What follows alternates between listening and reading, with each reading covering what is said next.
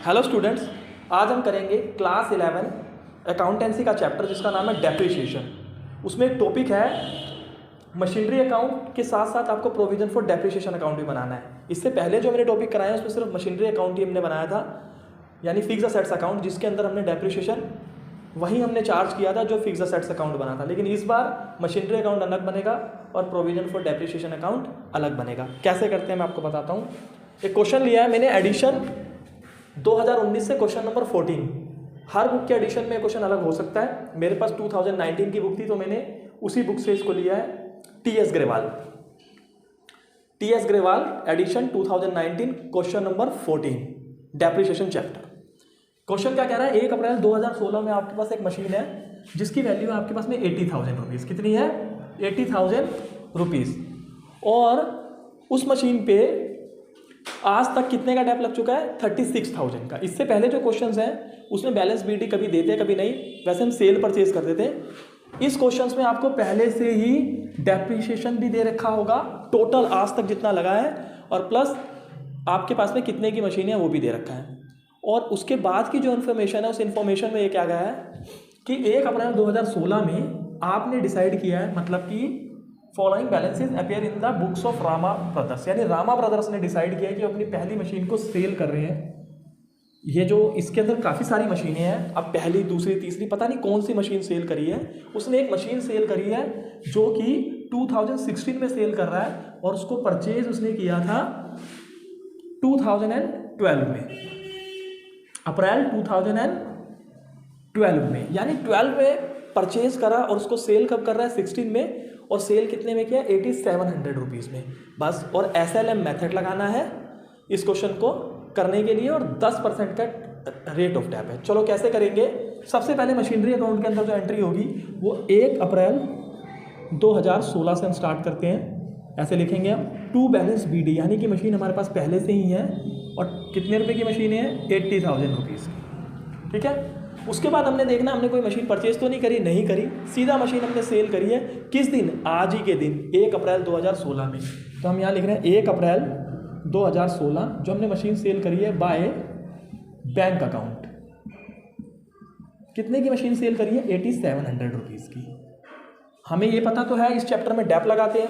अब वो मशीन की वैल्यू जो हमने सेल करी है वो 16,000 की थी 1 अप्रैल 2012 में, और हमने उसे 8700 में बेचा है। तो सीधी सी बात है, या तो इस पर प्रॉफिट हुआ होगा या लॉस। अब वो कैसे पता करेंगे? इसके लिए एक वर्किंग नोट बनाएंगे, वर्किंग नोट 1। तो कैसे बनाएंगे? Value of sold machine on 1 अप्रैल 2012। मैंने यहाँ पे लिखा है value of sold machine on 1 अप्रैल 2012, यानी वो मशीन जो हमने 1 अप्रैल 2016 में बेची है उसकी वैल्यू 1 अप्रैल 2012 में कितने की थी? 16,000 रुपये की। और हमने उसको बेचा कब है? 2016 में, यानी 4 साल बाद। अब 12 से लेके 16 में बेचा 4 साल बाद, यानी कि इस पे 4 साल का डेप भी लग गया। तो हम इस पे क्या करेंगे? Less Depp for 4 years. 4 साल का डेप इसमें से हम लेस कर देंगे। तो अगर 16,000 की मशीन है, 10% के हिसाब से अगर हम डेप निकालें 4 साल का, तो ये आ रहा है हमारा 6400 रुपीज़। यानी इतना हमने इसको 4 साल में यूज कर दिया 10% के हिसाब से। तो मशीन की वैल्यू कितनी बची? 9600। अब सेल कितने में करी है? 8700 में। तो यहाँ पे लिखेंगे लेस सोल्ड 8700, यानी कि दिख रहा है सीधा सीधा हमें लॉस हो रहा है इस मशीन को सेल करने में। कितने रुपए का? 900 रुपये का लॉस हुआ है इस मशीन को सेल करने में, जो कि हमने 1 अप्रैल 2012 में 16,000 की खरीदी थी। 4 साल बाद यूज करके हमने उसे 8700 में बेच दिया। लेकिन फिर भी जब हमने उसमें डेप लगाया तो 6400 का डेप लगा था, यानी कि 9600 की बच रही थी। 87 का बेचने के बाद 900 का हम उसमें लॉस दे रहे हैं। तो लॉस किस तारीख को हुआ है? इसी तारीख को हुआ है। तो हम यहाँ लिखेंगे बाय स्टेटमेंट एंड प्रॉफिट भी लिख सकते हैं, प्रॉफिट एंड लॉस, या फिर प्रॉफिट एंड लॉस अकाउंट भी लिख सकते हैं, कुछ भी लिख दो। तो आप PLN अकाउंट से भी लिख सकते हैं, स्टेटमेंट प्रॉफिट से भी लिख सकते हैं। तो 900 रुपये का लॉस हो गया। और आज तक इस पर कितना डेप लगा है? 6400 रुपये का। तो यहाँ पर हम डेप को डेप से ही नहीं दिखाएंगे, यहाँ पे हम डेप को लिखेंगे by provision for depreciation account. Provision for depreciation के लिए मैं डेप लिख रहा हूँ डैप अकाउंट, टोटल डैप आज तक इस पर कितना लगा, 6400 रुपये का। बस उसके बाद हमने कुछ नहीं करना, इन मशीनों का टोटल लगा देना है। टोटल कितना आ रहा है, 80,000 यहाँ पे, 80,000 यहाँ पे। अब हमें पता है कि हमने 80,000 में से 16,000 वाली मशीन बेच दी, 80 में से 16 गया तो हमारी मशीन कितने की बच रही है। 1 अप्रैल 2016 में जो मशीनें 80,000 की थी, 16,000 की मशीन बिकने के बाद अब वो कितने की रह जाएंगी, 64 की। यानी 31 मार्च 2017 बाय बैलेंस कैरिड डाउन, इन तीनों का टोटल किया, इसमें से माइनस कर दो। या तो हमको पता है ये मशीन 16,000 की है तो 16,000 इसमें से माइनस किया तो हमारे पास में बची हुई मशीनें कितने की, 64,000 की। अब बच्चे पूछते हैं आपने यहाँ प्रोविजन फॉर डेप क्यों लिखा, डेप्रिसिएशन क्यों नहीं लिखा, क्योंकि हमने इसकी क्रॉस एंट्री करनी होती है प्रोविजन फॉर डेप्रिसिएशन अकाउंट में, और इसके बाद हमने डेप्रिसिएशन अकाउंट बनाना है। तो आपको समझ में आएगा हमने यहाँ पर डेप क्यों नहीं लिखा। अब डेप्रिसिएशन अकाउंट बनाएंगे तो इसका बैलेंस पीरियड हम यहाँ से स्टार्ट करेंगे। 1 अप्रैल 2016 में हमारे पास कितने का डेप था आज तक, इसका बीडी इस तरफ बनेगा, बाय बैलेंस ब्रोड डाउन कितना, 36,000। फिर यहां से हम इसको क्रॉस कर देंगे इस साइड,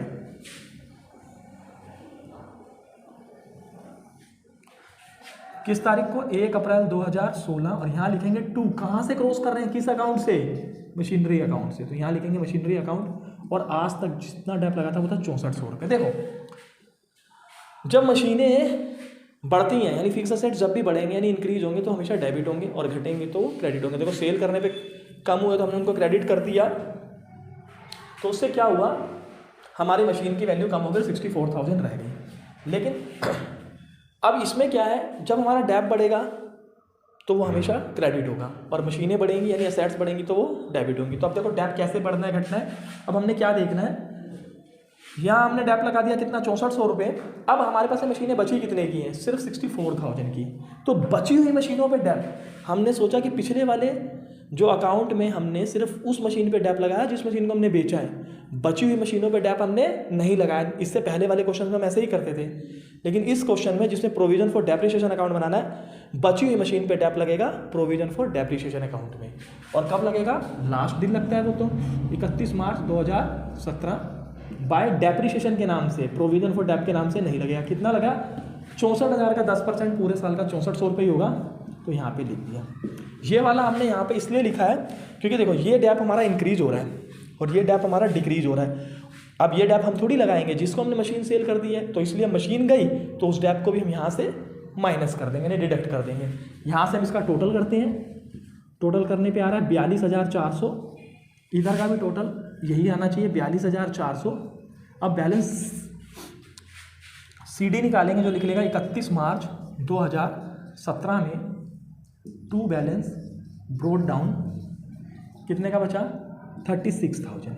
देखो अब यहीं से समझ में आ रहा होगा, पहले भी सब मशीनों पे डेप कितने का लग रहा था, 36,000 रुपये का, और एक साल बाद भी कितने का लग रहा है, 36,000 रुपये का। 36 से चालू है, 36 पे खत्म। रीज़न ये डेप बढ़ा है, लेकिन एक मशीन जो 16,000 की चली गई है उसके डेप को हम क्यों काउंट करेंगे, उसको हमने हटा दिया।